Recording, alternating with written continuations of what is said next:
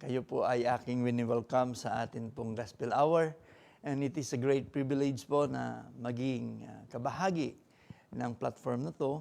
At salamat sa Panginoon, tayo po ay binigyan muli ng pagkakataon na tayo po ay makapag-aral at makapakinig sa salita ng Panginoon. No? At ako nga pala si Brother Jodel Delicana ng Bethany Baptist Church, Milan, Italy. No? And I welcome you all sa atin pong Gospel Hour. Tayo po ay mag-aaral sa salita ng Panginoon. No? If you have your Bible, please open your Bible in the book of John, chapter 12, verses 3 to 6. No? Ito po yung ating main text. At alam ko, nakita nyo na po kanina yung ating infographs. No? Alam nyo na po yung title. What about Judas Iscariot? No? Very interesting name. Bear with me and samahan nyo po ako sa tahimik na pagbabasa. John chapter 12 verses 3, Then took Mary a pound of ointment of spikenard, very costly, and anointed the feet of Jesus, and wiped his feet with her hair, and the house was filled with the odor of the ointment. Then saith one of his disciples, Judas Iscariot, Simon's son, which should betray him, Why was not this ointment sold for 300 pence? And given to the poor. Verse 6, last verse, This he said, not that he cared for the poor, but because he was a thief, and had a bag, and bare what was put therein. So before we start, tayo po ay manalangin, no? Hingin po natin yung gabay ng Banal na Espiritu. Let us pray.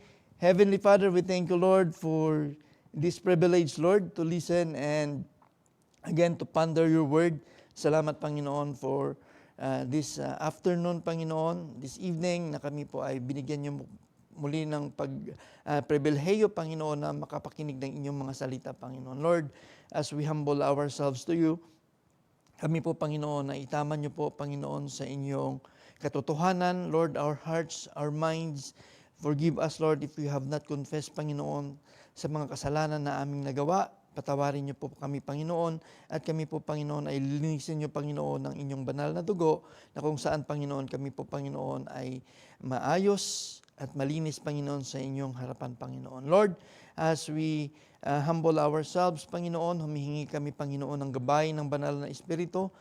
Tulungan niyo po kami, Panginoon, na maintindihan, Panginoon, ang inyong mga prinsipyo, even, Panginoon, yung mga aral na halaw po, Panginoon, sa inyong mga salita, Panginoon.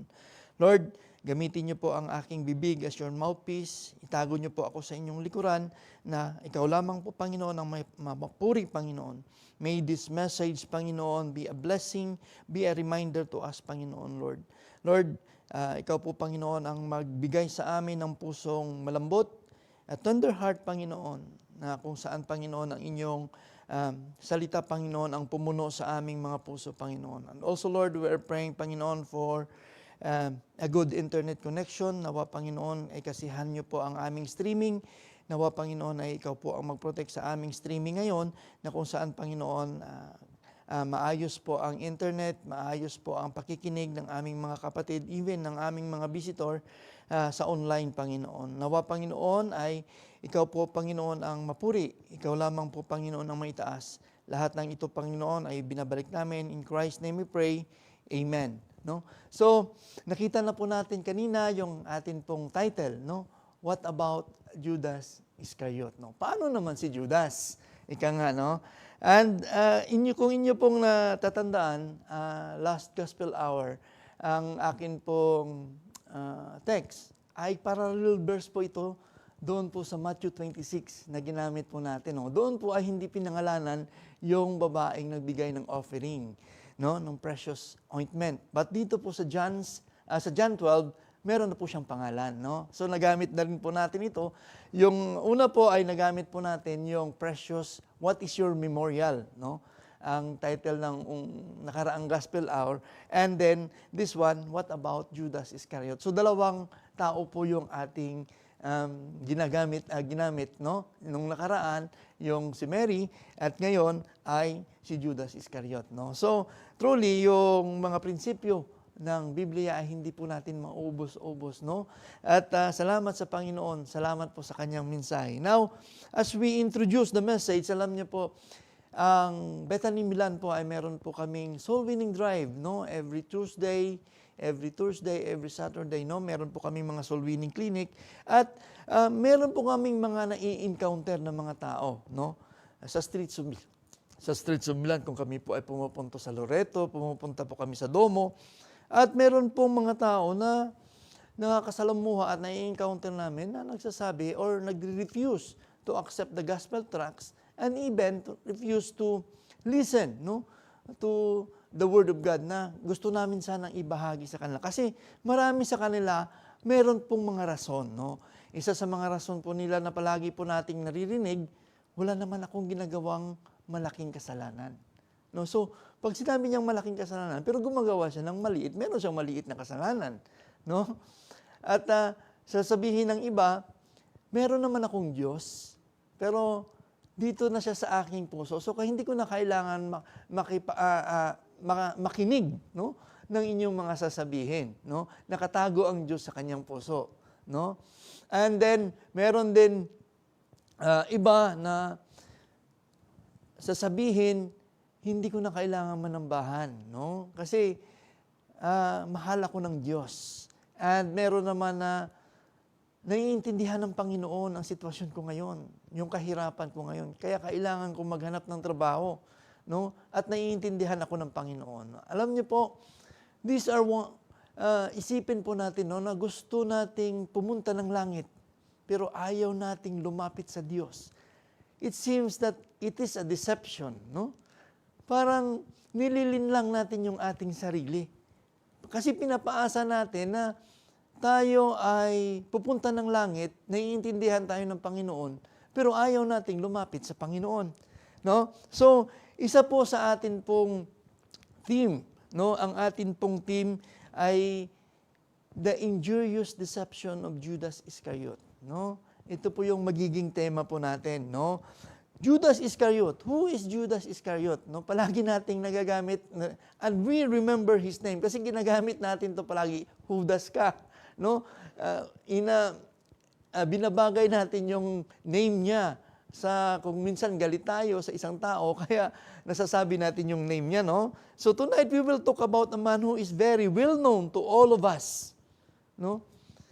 A name that resonates throughout history, is one of the most puzzling figures in religious and cultural narratives, no? He was one of the chosen disciple.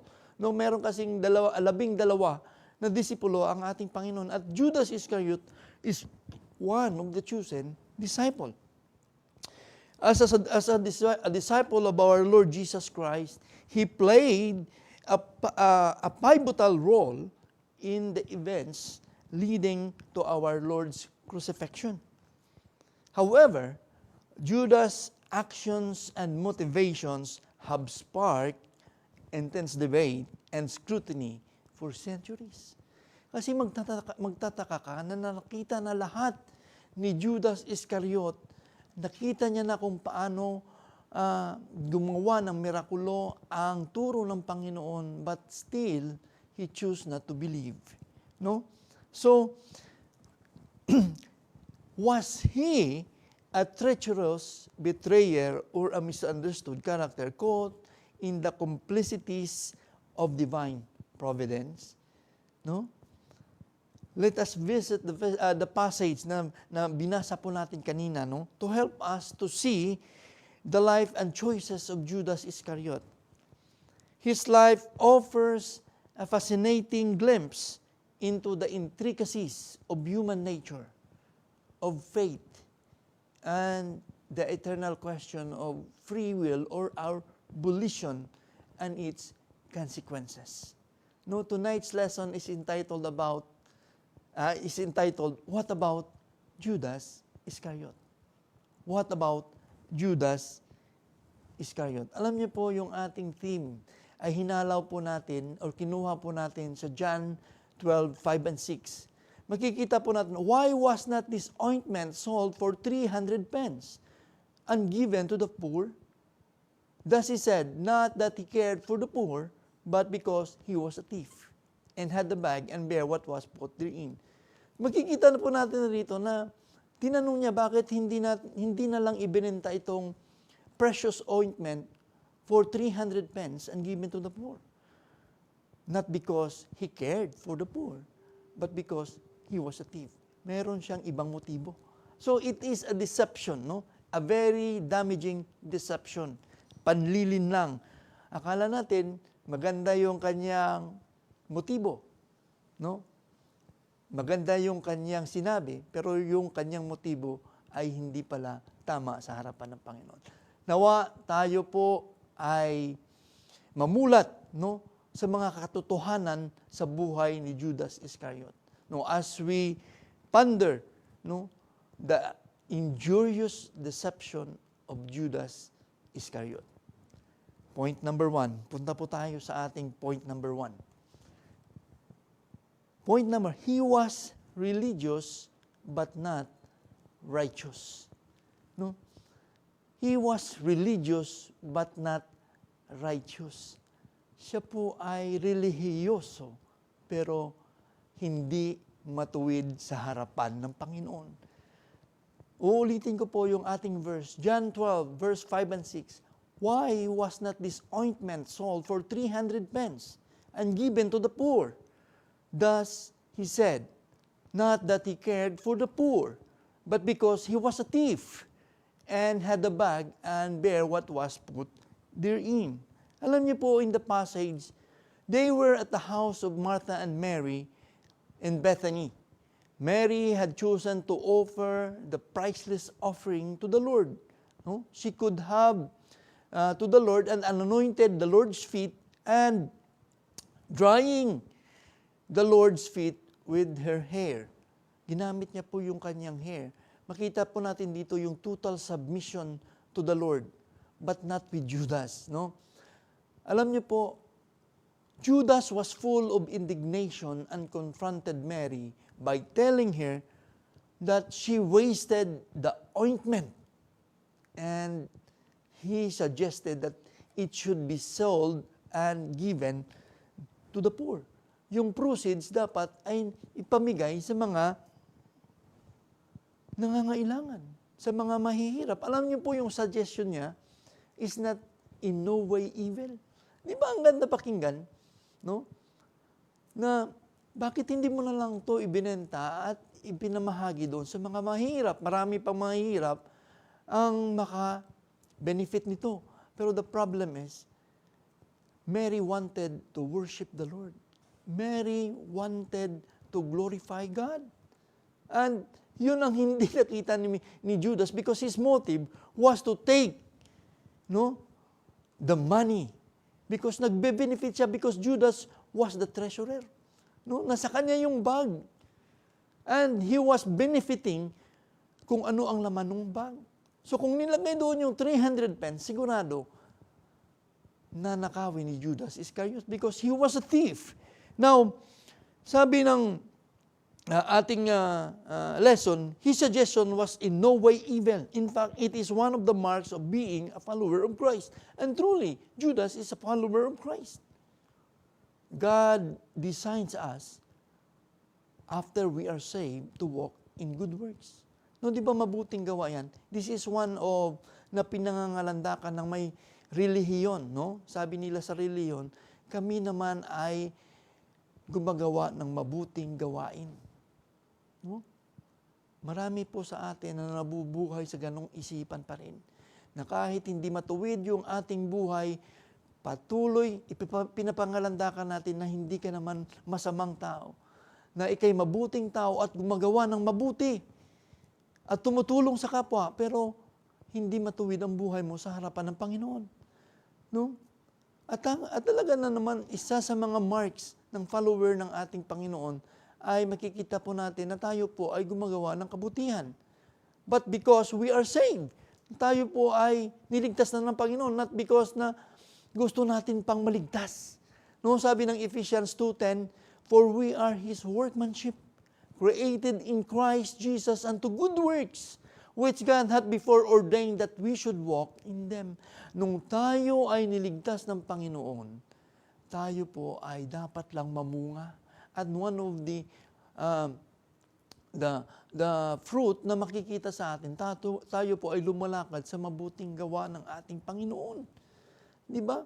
Gumagawa tayo ng mabuting gawa para pinapakita natin na tayo nagpapasalamat to see para ipakita yung gratitude natin that we are grateful to the salvation na tinanggap natin sa Panginoon. Na hindi pa tayo dapat maligtas. So ito yung kamalian, yung mga deception, yung panliling lang na dapat nating malaman sa ating buhay, mga bisita po natin. Alam niyo po, the culture is not everyone who walks in good works is righteous. Hindi lahat ng lumalakad sa mabuting gawa ay lumalakad sa katuwiran ng Panginoon, na matuwid sa harapan ng Panginoon. Alam niyo po, righteous in the sight of God means upright, na tayo po ay matuwid. We can see here that Judas was a thief at hindi po nagbago si Judas. No? So, yung suggestion ni Judas to give it to the poor is not evil, but his motive is different. No? So, meron palang pwedeng ikay na sa loob ng simbahan, na ikay gumagawa ng mabuting gawa, pero yung iyong puso ay hindi tuwid sa Panginoon. Ay hindi tuwid sa Panginoon. People will brag about how good the religion is. Ito kung minsan ang pinangangalandakan ng tao, na how powerful, how many they are. No? Kung gaano kaganda ang kanilang simbahan, but does not bring real change in their lives. Alam nyo, kung minsan nakakalangkot isipin, araw-araw makikita mo pumapasok sa bahay-sambahan. Pero, ang problema, hindi nagbabago ang buhay. So, there's no change. No? Religious, but not righteous. Kasi ang totoong paglakad sa kabanalan ng Panginoon, only being righteous in the sight of God, bring real change through the grace of God. Binabago tayo pag tayo pala ay lumalakad sa kabanalan ng Panginoon. Binabago tayo ng Panginoon. Yun ang talagang tunay na may change. Hindi yung papasok ka lang ng papapakita ka na you are religious, you are devoted, but there's no real change in your life. Ganun at ganun pa rin ang buhay natin. No? Not all religious were righteous. Tandaan po natin mga visitors, mga bisita po natin, not all religious were righteous. You can be devoted to give to the poor, to do the sacraments, praying 5 times, 6 times, 7 times in a day, but have no desire to be right with God is all in vain. Lahat po yan ay walang kabuluhan. Pag hindi po tayo tama sa harapan ng Panginoon. Pag tayo ay naglulunoy pa rin sa kasalanan. Alam mo, we could look like very saintly kahit na magmukha tayong santo on the outside. But if our hearts is not right with God, all is vain. No? Alam nyo, sabi ng Proverbs 21:2, every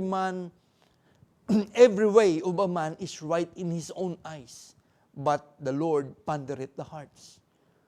Proverbs 21:2, every way of a man is right in his own eyes, but the Lord pondereth the hearts. Ang Panginoon nakakita ng ating puso.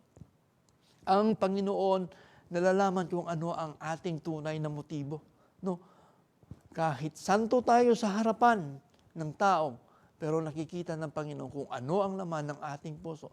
We could identify ourselves to be a Christ follower, adhere to some of the practices and beliefs, follow its rituals and traditions. But if we not live by the moral principles and the teaching of our Lord Jesus Christ Himself, tayo po ay all in vain. We're deceiving ourselves. No? It is very damaging because we make a fool of ourselves. Alam niyo po, in simple terms, we may seem devoted to Christ outwardly, but our actions and our behaviors do not align to the righteousness of God. So, maging aware po tayo na akala natin tayo po ay nagliligtas sa ating sarili through good works. Kasi yun po ang pinanalandakan ng merong relihiyon sa kanyang buhay. Pero wala po siyang katuwiran sa harapan ng Panginoon. I hope makita po natin, no, yung kaibahan ng matuwid na lumalakad at mayroong relasyon sa Panginoon. Being righteous with God helps us to develop a strong moral compass. Being righteous with Him, we seek spiritual growth. We cultivate values or virtues or attitudes, characters. We became honest. We became true. We became a man of integrity. Kasi dati wala naman tayong integridad. Pero once na meron tayong relasyon sa Panginoon at unti-unti tayong lumalakad sa Kanyang katuwiran, binabago ng Panginoon ang ating buhay. Binibigyan tayo ng integridad ng Panginoon. No? So dapat mayroon tayo munang integridad sa Panginoon bago tayo mag-brag sa ating sarili. No? We should submit first to God. No, our hearts, we have to give it to the Lord first. The best thing is we learn to worship God in the beauty of His holiness. Palagi, ito yung kagandahan pag tayo ay lumalakad sa katuwiran ng Panginoon. We worship God in the beauty of His holiness, sa Kanyang kabanalan. No? Sabi ng Psalms 96 verses 8, give unto the Lord due to His name. Bring an offering and come to His courts. Oh, worship the Lord in the beauty of His holiness. Fear before Him all the earth. No, dapat i-worship natin muna yung Panginoon in the beauty of His holiness. What about us, brethren? What about us, visitor? Are we religious or righteous before God? Ano ka ba? Relihiyoso ka o matuwid ka sa harap ng Panginoon? Alam nyo, sa totoo lang talaga mga bisita po natin, lahat naman tayo ay makasalanan. Lahat naman tayo ay walang katuwiran sa Panginoon.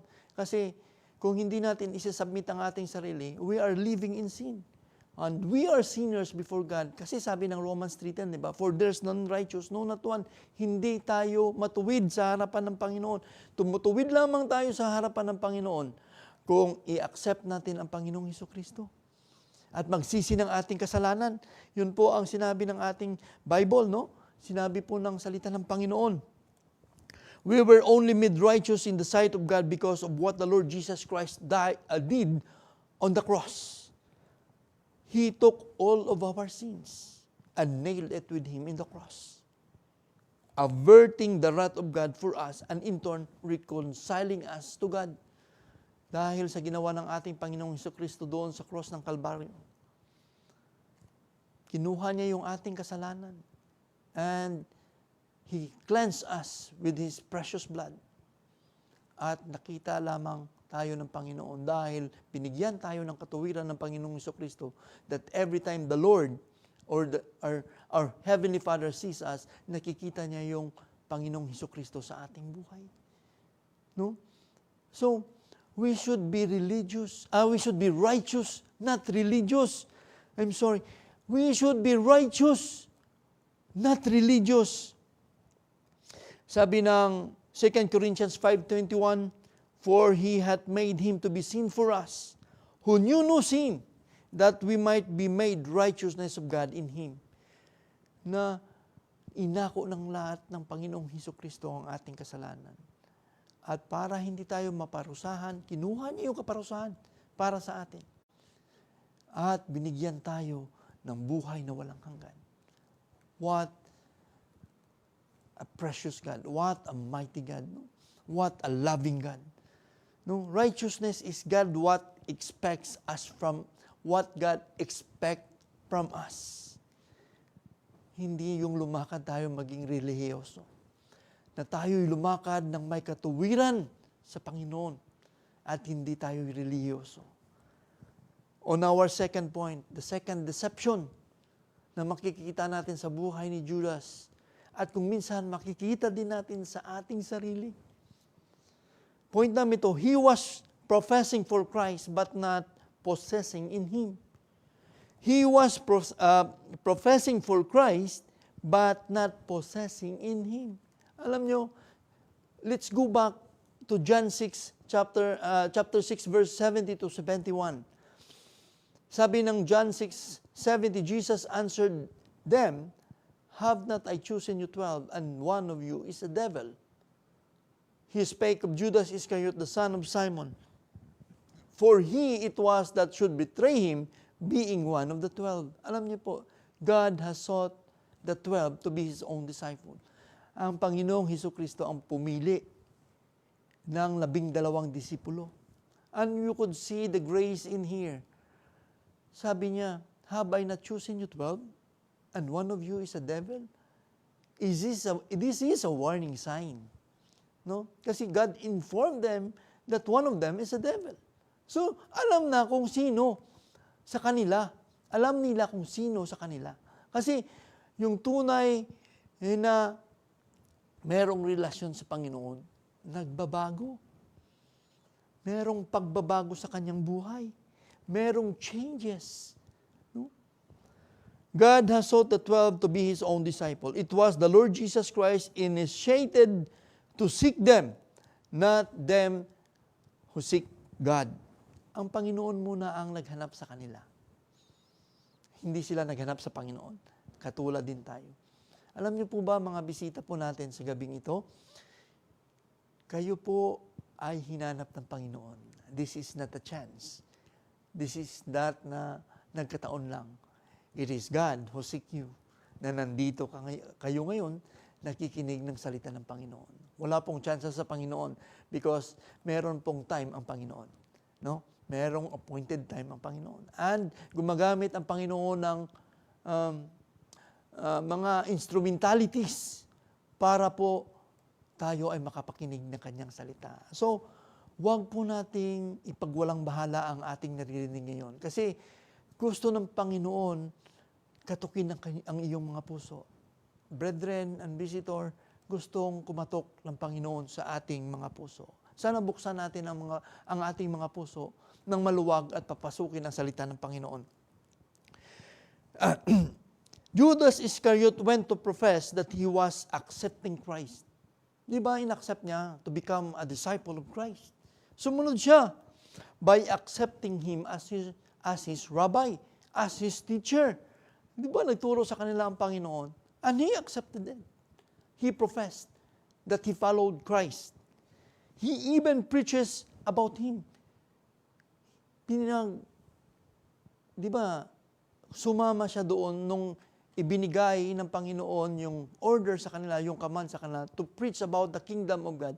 Isa si Judas Iscariot doon sa mga 12 disciples na sumama at nagpahayag ng kaligtasan, ng kaharian ng langit. No? The kingdom of heaven. Makikita po natin, one of the reference there is Luke 9, 1-2. If you have your Bible, you could check it. No? Binigyan ng authority sila ng Panginoon to heal the sick. No? To preach the kingdom of God. To preach the righteousness of God. Alam niyo, profession means a declaration of belief to a person or to God. But profession does not mean possession. Kasi ang possession, it is a state of being owned or ikaw yung nagmamayari or ikaw yung nagpapasakop. Di ba? Or controlled by a higher power. Nagpapasailalim ka sa kapangyarihan. Ito yung sinasabing possession. Pwede mong sabihin sa iyong bibig, pero hindi kasama ang iyong puso. This is what it means. Pwede kang sabihin mong ikay Kristiyano, pero hindi ka naman sumusunod sa kautusan at kabutihan at katuwiran ng Panginoon. You may be professing, but not possessing Christ. You profess Christ. You know Him, but you do not have a personal relationship with Him. I hope maalala natin ang sinabi ng Matthew 7:21, "Not everyone that saith unto me, Lord, Lord, shall enter into the kingdom of heaven, but he that doeth the will of my Father which is in heaven. No? Marami ang nagsasabing, Lord, Lord. Pero wala namang relasyon sa Panginoon.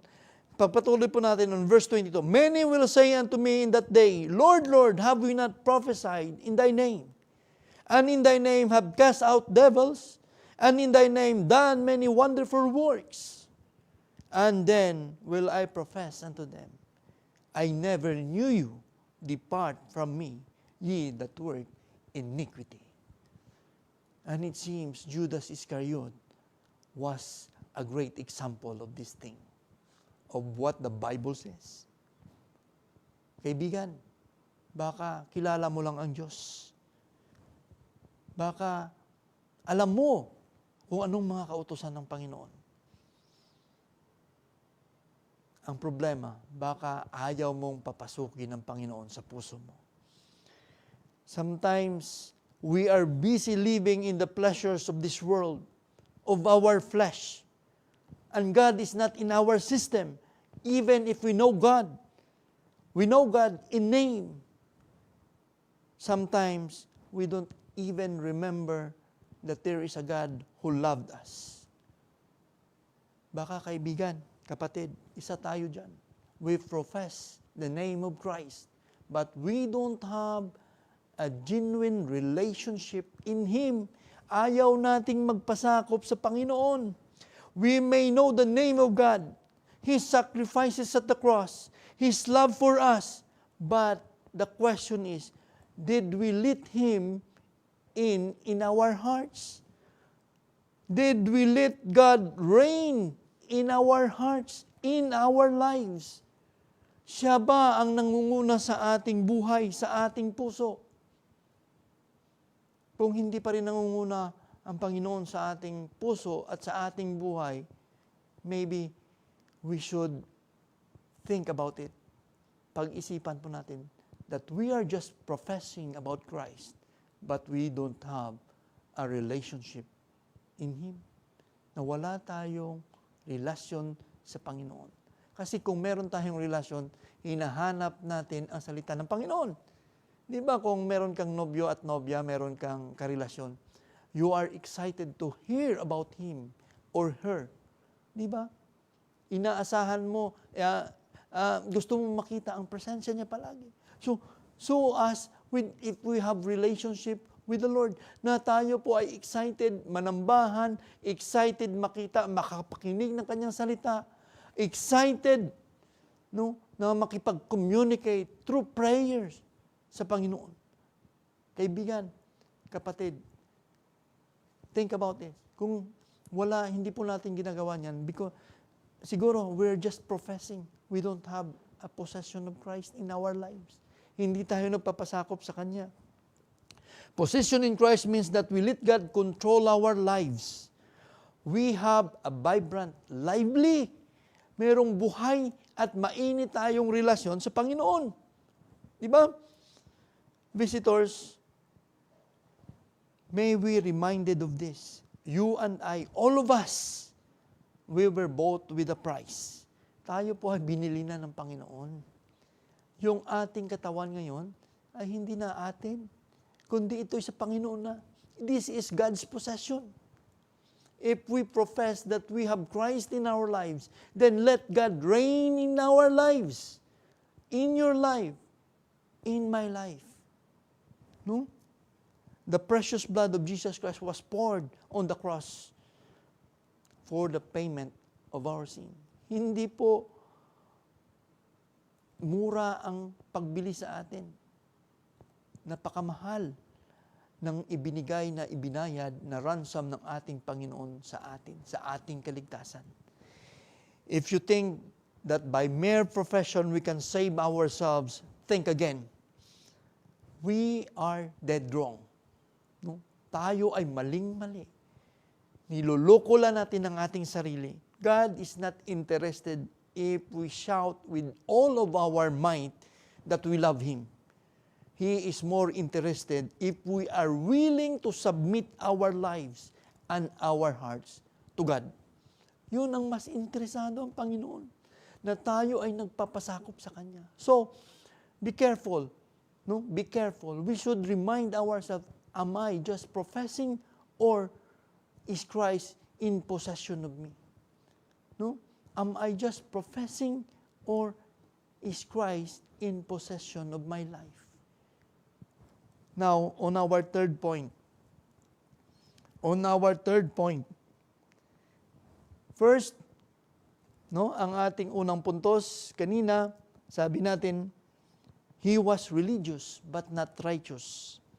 He was professing for Christ but not in possessing in Him. And the third point, sabi ng ating third point, he was a follower but not a believer of Christ. Ito yung masakit. He was one of the disciples. Sabi ng John 12 verse 4, then said one of his disciples, Judas Iscariot, Simon's son, which should betray him, why not this ointment sold for 300 pence and given to the poor? Thus he said, not that he cared for the poor, but because he was a thief and had a bag and bare what was put therein. Then said one of his disciples, please take notice of this phrase, one of his disciples. A disciple, no, is called mathetes in Greek, which means a learner of the teaching and a follower of Christ. No? Di ba, pag ang iyong sinusundang tao ay sikat, maganda ang pangalan, di ba pa very proud ka rin na maging tagasunod, di ba? And the Lord Jesus Christ is God. No? Tandaan po natin, He is a God incarnate in flesh. And isa sa pinaka-greatest, no, na siguro sa akin lang, isa sa pinaka-greatest na masabi ko sa aking buhay na achievement ko kung masabi akong I am a disciple of Christ. No? Ako'y tagasunod ng ating Panginoong Hesukristo. But the problem is, you could be a disciple but not a believer of Christ. Tandaan po natin, this is one of the deception. Kung minsan akala natin tagasunod tayo ng Panginoon, pero hindi naman tayo naniniwala, nananampalataya sa Panginoon. One of the masabi nating indication, mas pinipili natin magbasa, mag-scroll ng ating cellphone kaysa magbasa ng ating Biblia. Tandaan po natin yan. Mahilig tayong mag-share ng mga link about Christian saying, about Bible verses, pero hindi ka naman nagbabasa. Wala kang devotion sa buhay mo. Maybe you should think about that. Meron kang ayaw mong sumama sa pananambahan. Hindi ka makapunta sa church, pero lahat ng galaan ay nandun ka. You should think about that. Maybe you should a follower, but not a believer of Christ. Kasi yung totoong nananampalataya sa Panginoon, mas inuuna niya ang gawain ng Panginoon. Mas pinapahalagahan niya ang kanyang relasyon sa Panginoon. Now, tatanungin ka, gusto mo sa langit, but ayaw mong sumunod sa Panginoon. Think about this. Are you a follower of Christ? Or are you the one who believes and put his faith in Christ? Kasi madaling magsabi, I am a follower of Christ. Pero, hindi ka naman nananampalataya sa Panginoon. A man who put his faith in God will never betray Him. And this is the greatest betrayal in our time. We profess, we say, we follow God. But in turn, our actions, our character, hindi makita ang Panginoon. It is a betrayal. It is one of the greatest betrayal of God. No? Kaya napapasama ang pangalan ng Panginoon. Nadadamay ang Panginoon sa ating mga kalukuhan. visitors tonight, I hope makita po natin na hindi lang pala tagasunod ka. Dapat pala meron kang pananampalataya sa Panginoon. Kasi madaling sumunod. No? Pero hindi naman kasama yung puso. Sabi ko nga kanina, no? Maybe you are religious, but hindi ka nagpapasakop sa Panginoon. You are not in possession of our Lord Jesus Christ. Ayaw mong magpasakop, magpasailalim sa ating Panginoong Jesucristo. Alam niyo po, if we dissect the words in verse 6, this is said that not that He cared for the poor, but because He was a thief. Hindi, walang pagbabago sa buhay ni Judas Iscariot. He saw the teaching, he heard the teaching, he heard the sound teaching, the moral teaching of our Lord Jesus Christ. He heard, he have seen the miracles, kung paano gumawa ng mirakulo ang ating Panginoong si Kristo. Pero walang pagbabago sa buhay ni Judas Iscariot. He was still a thief. Now, ang totoong may pagbabago sa buhay, sabi ng 2 Corinthians 5:17, if any man be in Christ, he is a new creature. All things are passed away, all things become new. Merong pagbabago. Mga kapatid, merong mga pagbabago sa ating buhay, mga ating pong mga bisita. Alam niyo po, he had an important ministry. Meron pong ministry si Judas Iscariot. He is the treasurer. Siya yung tagadala ng pera. But the problem is, mas nangibabaw sa kanya ang kaway ng makamundo ng pera kaysa sa pananampalataya sa ating Panginoon. Tanong sa atin pong mga bisita, ano ang mas mabigat sa iyo? Ang kaway ng pera o ang relasyon natin sa ating Panginoong Jesucristo? I hope mas unahin natin yung ating Panginoong Jesucristo. Kasi ang Panginoong Jesucristo naman ang nagbibigay ng lahat ng ating pangangailangan. Kung wala kang kalakasan, hindi ka makakahanap ng pera, wala kang trabaho. Kaya unahin natin yung Panginoon kasi ang Panginoon ang nagbibigay ng lahat sa atin. No? Nagsusupply ng ating mga pangangailangan. We can clearly see that he was a follower of Christ, but not a believer of God. Sabi ng Isaiah 29 verse 13, wherefore the Lord said, for as much as these people draw near me with their mouth, and with their lips do honor me, but have removed their hearts far from me, and their fear toward me is taught by the precept of men. One of the deception of men is yung hawak natin yung ating kaligtasan, na tayo ay pwedeng maligtas through following Him, na hindi naman kasama yung ating puso sa Panginoon. Alam nyo, yung tayo, kaya nating iligtas yung ating sarili. Na ang importante ay, karamihan maririnig mo, ang importante ay ang Diyos nasa puso ko naman. Pag ang Diyos ang nasa puso mo, bakit ayaw mong magpasakop sa salita ng Panginoon? Ba't ayaw mong magpasakop sa authority ng Panginoon? Bakit ayaw mong isuko ang buhay mo sa Panginoon? Bakit ikaw pa rin ang nangunguna sa buhay mo? That's a big question. No? So, I hope maalala natin, we are deceiving ourselves. And it is very damaging to us. Alam niyo po, na pag pinatuloy, tayo ay na-stuck sa ganyang katuruan, we will go to hell. Because we don't have a real relationship with the Lord. Hindi kailangan ng Panginoon yung religious. Hindi kailangan ng Panginoon yung professing. Hindi kailangan ng Panginoon yung follower. But a believer of Christ. The one who led his life in submission to the Lord. No? Yun ang kailangan ng Panginoon. Hindi kailangan ng Panginoon yung professing. Alam mo, sabi po ng Matthew 15:8, these people draw it nigh unto me with their mouths, and honor it me with their lips, but their heart is far from me. Kaibigan, kapatid, ang puso ba natin ay malayo sa Panginoon? We should ponder of these verses. No? but in vain they worship me, teaching for the doctrines, the commandments of men. Dapat ang commandments ng Panginoon ang unahin natin. Magbasa po tayo ng ating Bible. Magbasa po tayo sa salita ng Panginoon. Immerse ourselves in the Word of God.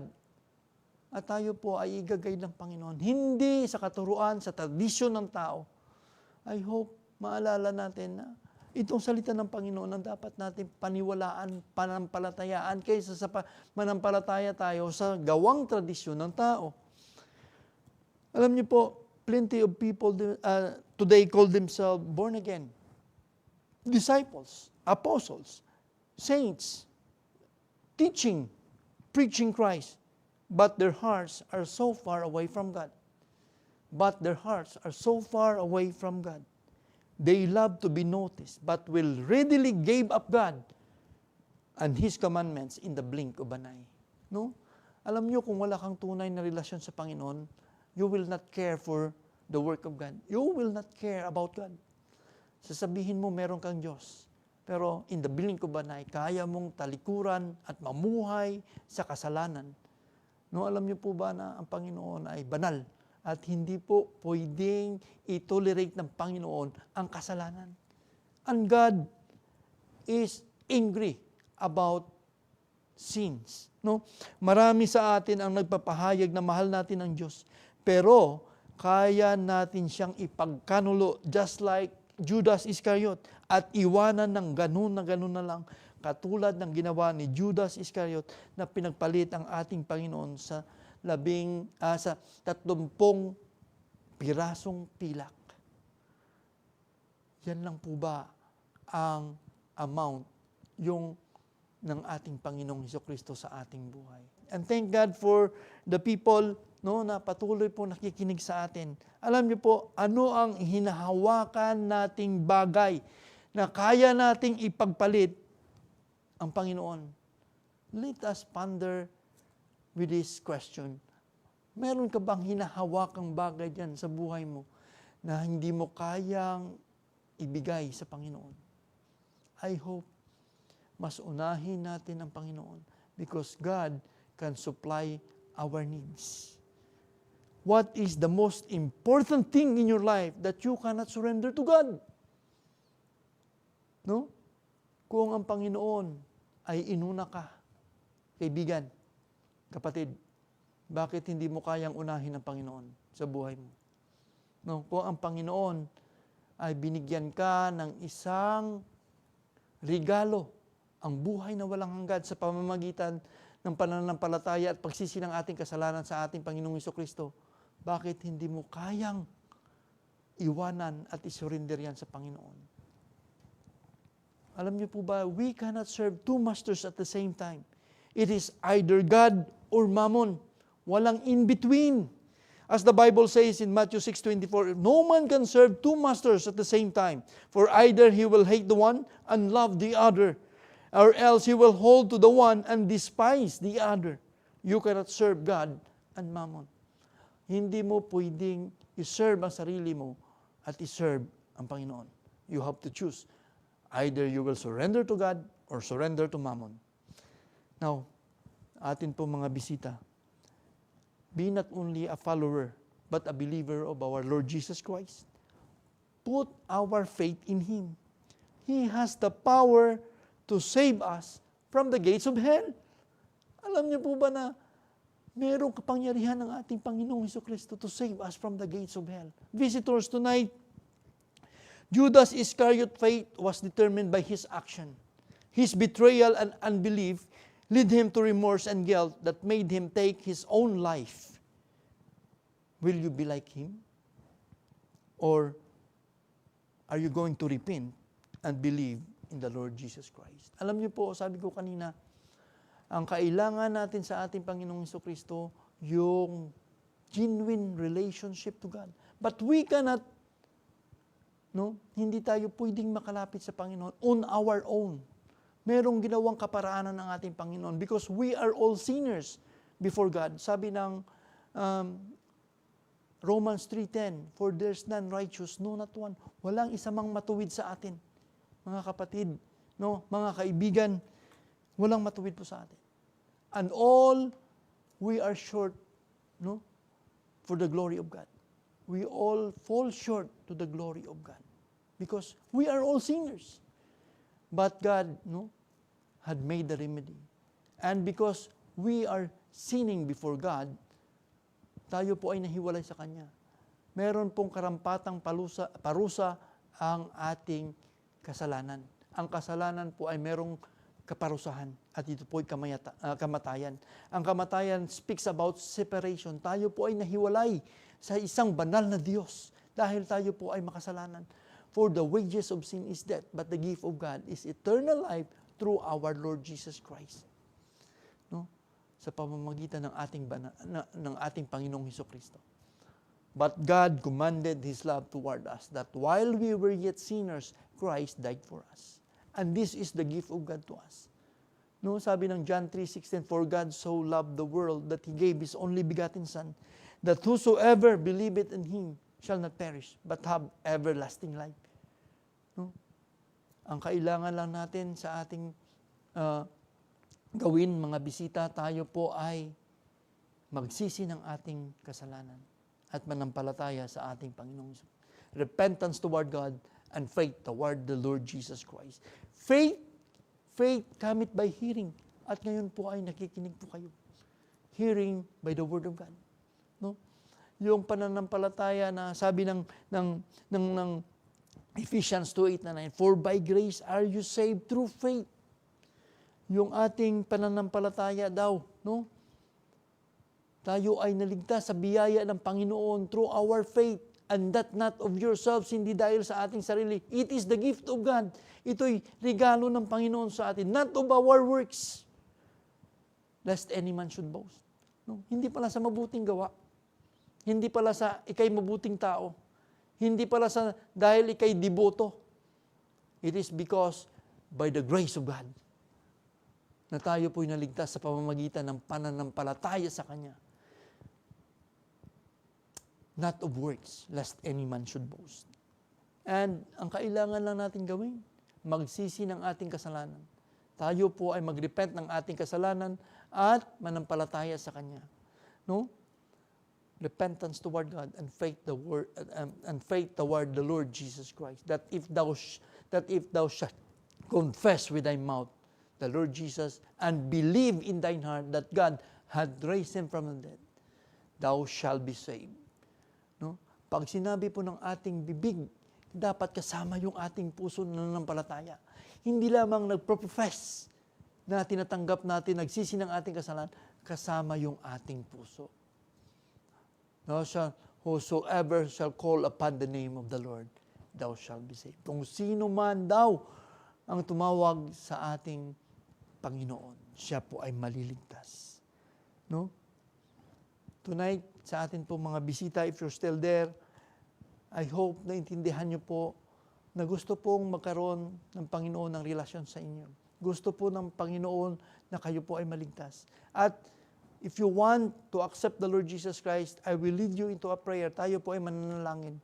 At samahan niyo po ako kung gusto niyo pong tanggapin ang ating Panginoong Hesukristo. At this prayer will not save you.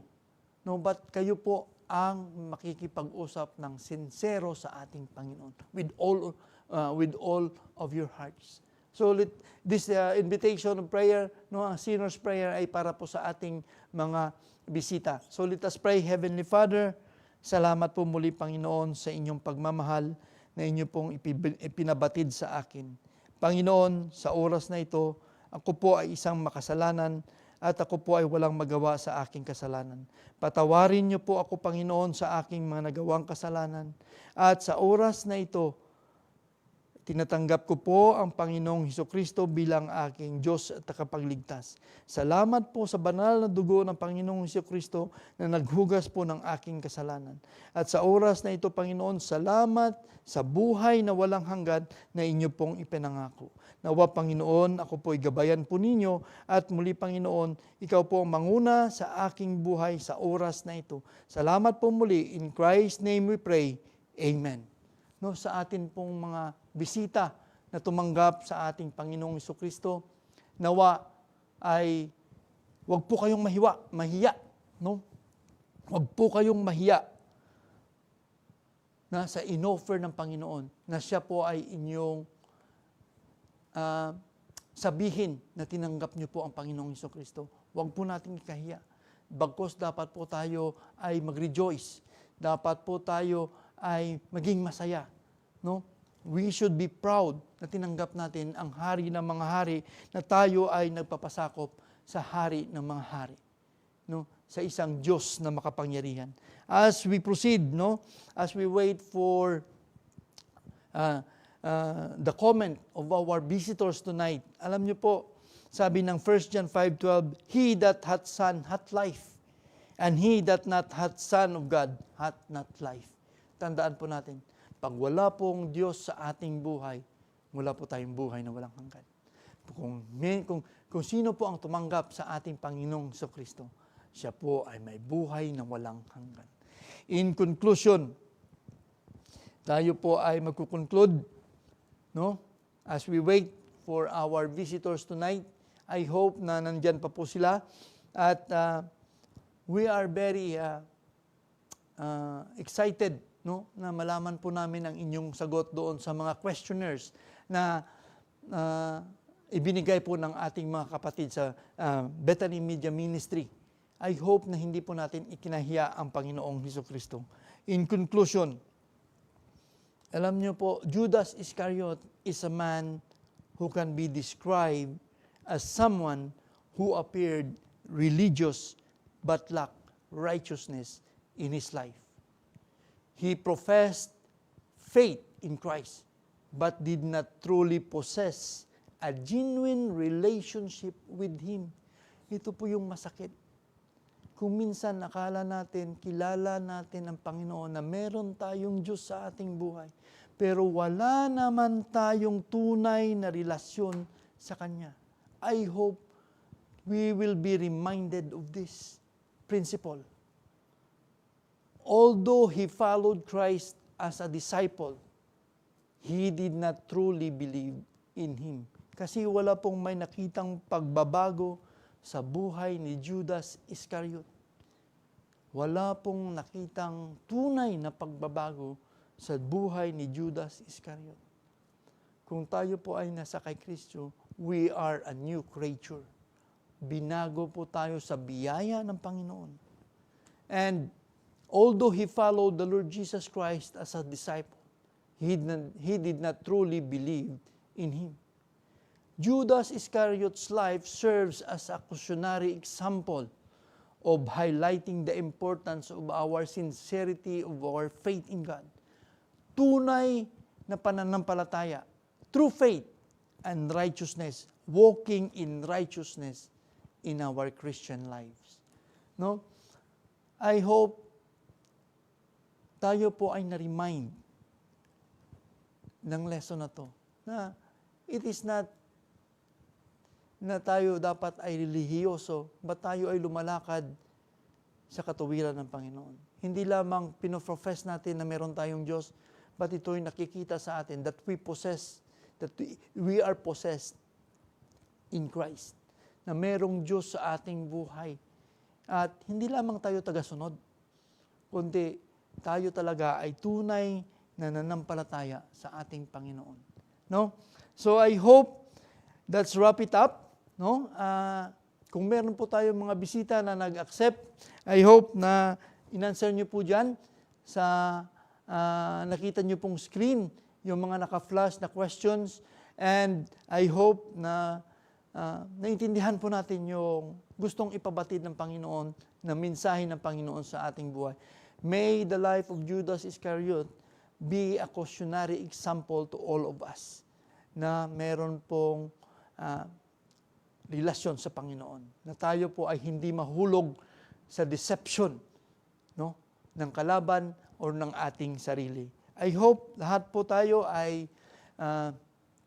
nakaintindihan po natin yung lesson tonight, and I hope na meron po tayong lakas na loob, no, na sabihin na I have a genuine relationship with the Lord Jesus Christ. Sabi ng Panginoon, sabi niya sa John 1:12, John 1:12, Sabi ng, bakit ko po kayo tinawag na sister in Christ? No? Sabi niya, but as many as received Him, to them gave He power to become the sons of God, even to them that believe on His name. Binigyan niya po tayo ng kapangyarihan, tawaging maging anak ng Diyos. So, welcome to the family of God. I hope hindi lang po ito yung una't huling pagsubaybay niyo po sa amin o kung nandito po kayo sa Milan, we hope na makita po namin kayo makasama po sa pananambahan sa ating Panginoon. So that we could pray for you. No? So as we close, Heavenly Father, we thank you, Lord, for one profession of faith. We know, Panginoon, one sinner that repentant of his sin and accept you, Panginoon. The angels in heaven, Panginoon, ay naghihiyawan, Panginoon. They were shouting for joy, Panginoon. Salamat, Panginoon, for the message that you have entrusted into our hearts. May the message, Panginoon, reminded us, Panginoon, na magkaroon po kami ng tunay at genuine na relationship, Panginoon, sa inyo. Hindi lamang po professing, hindi lamang po following, or hindi lamang po kami po ay devoted, Panginoon, kundi meron po kaming tunay na relasyon, Panginoon, sa inyo. And we thank you, Lord, for the life of Sister Ronalyn Bustamante. May you guide her, Panginoon. May you protect her, Panginoon, sa kanyang buhay, pananampalataya, at siya po ay lumago, Panginoon, sa inyo, Panginoon. Nawa, Panginoon, ikaw po ang mag-iingat sa amin. Salamat, Panginoon, for your goodness and faithfulness, Panginoon. Salamat, Panginoon, for the things you have done to us, Panginoon. Nawa, Panginoon, ay ikaw po ang mag-ingat sa amin paghiwalay, at nawa, Panginoon, ikaw lamang po ang mapuri. In Christ's name we pray. Amen. Sa atin pong mga kapatid, sa atin pong mga bisita, and again, this is Brother Jodel Delicana saying good night, God bless, and to God be all the glory.